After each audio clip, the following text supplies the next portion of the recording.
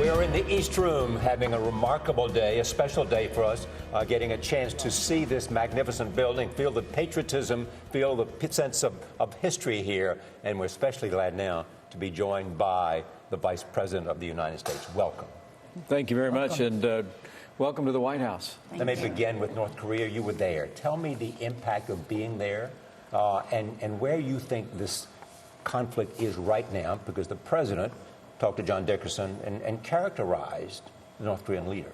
Well, it's a very serious time in the region, and it's a very serious threat to the peace and stability of our allies. And I think, as the President has said again and again, North Korea represents the most serious security threat in the world. And he wanted me to go there. He wanted me to reaffirm our commitment to South Korea, to Japan, to our allies in the region, but to stand there, as I had the privilege to do at the DMZ, and to look into North Korea, for me it was a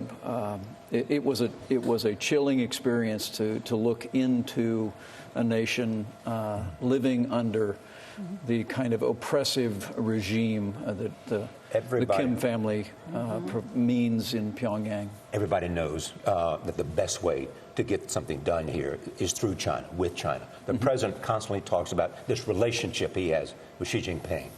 What are the Chinese doing specifically that's making the chances of eliminating this problem? Well, look, and the President's made it clear.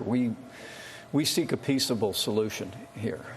But the key is that the message he had me make clear, he had the Secretary of State make clear, and he's made clear, is that the era of strategic patience is over. That now, for more than a quarter of a century, the United States has kind of, in one way or another, negotiated, had talks, waited patiently. All the while, we've seen the regime in North Korea continue its headlong pursuit of nuclear weapons and a ballistic missile program. And the President said, that's over. We're engaging our allies in the region to economically and diplomatically isolate North Korea. But what's really new here, I think it's a great encouragement to people across this country and across the world, is that you have a president in President Trump, who's engaging directly with the President of China, and we are seeing China do more than they have done before. And what is that? Well, we have word of China turning back coal shipments from North Korea. We have word of them beginning to reduce the amount of commercial travel that exists between North Korea. But as the Secretary of State said at the UN last week, China needs to do more. We're calling on our allies in the region to reconsider their diplomatic relations with North Korea. We're calling on allies in the region to reconsider their guest worker program that provides an enormous amount of currency to the regime. The key here is for the United States and our allies in the region, working with China to provide the kind of economic and diplomatic pressure that will result in the regime in Pyongyang ending permanently their nuclear and ballistic missile ambition. Now, we also made it clear all options are on the table, and in actions the world has seen the President take in Syria and Afghanistan, President Trump, in a very real way, has restored the credibility of American power, and they know that we are prepared to defend our allies and defend ourselves, but we're going to drive toward a peaceable solution. We've made it clear, Mr. Vice President. Do you have a sense of what they want in return from us? The North Koreans? Yes, yes. Well, I don't think we do at this point. We continue to see one provocation after another. This weekend began with another failed missile launch from North Korea, even while the world community was discussing the issue at the UN Security Council. So how do we get at that to find out what do you want in return? What is the whole purpose here? Well, honestly, I think North Korea knows what the world community wants. The world community has been united for No, I want to know what century. they want. I'm curious about what they want. Well, they want an end to sanctions. I think this is a terrific question, because one of the things Secretary of State Tillerson has made clear is that under President Donald Trump, we are not going to negotiate to get the right to negotiate. We're not going to negotiate to get at the negotiation table. North Korea knows, as through UN actions in the past, through pronouncements by the world community, they need to abandon their nuclear program, abandon their ballistic missile program.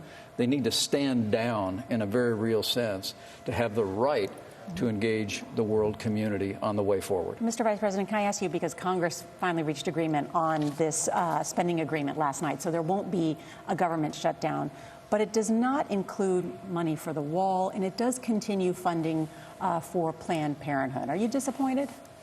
We couldn't be more pleased that, thanks to President Trump's leadership and direct engagement, last night the White House and leaders in the House and Senate in both parties signed off on a budget deal. It'll avert a government shutdown, but more important than that, there's going to be a significant increase in military spending.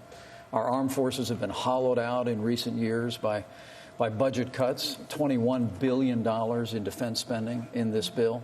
There's also a down payment on border security. I think the American people are encouraged to hear that since our inauguration, that illegal border crossings are down 60+% in this country. And in this bill, there's a down payment on additional border security.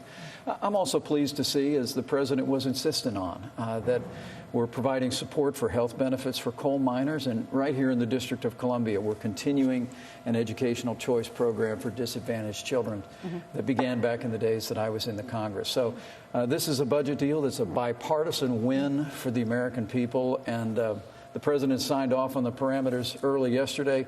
Republicans and Democrats reached an agreement with the White House last night, and I think that's a good piece of, Monday morning news for the American people. There was compromise, yeah, compromising. The president told John Dickerson over the weekend that it's been a learning curve for the Republican Party, and he said for himself as well. Do you feel that?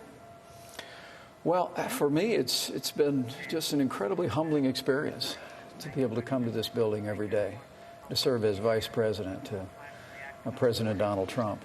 But I think for our colleagues on Capitol Hill particularly, as we continue to drive toward keeping our promise to repeal and replace Obamacare, as we lay a foundation for an infrastructure bill, for President Trump's call for the largest tax cut in American history, I think the learning process for many on Capitol Hill about governing has been moving forward. And I think this morning's announcement about reaching a bipartisan deal on budget says that the American people can be encouraged that Washington is working again, thanks to the strong leadership of President Donald Trump, thanks to his direct engagement with members of Congress.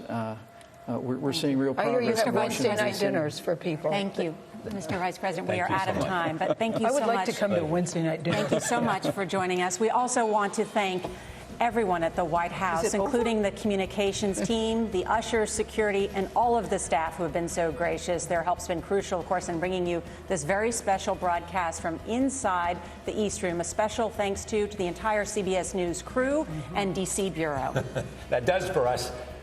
It's been a remarkable time. We'll see you tomorrow from New York. CBS This Morning.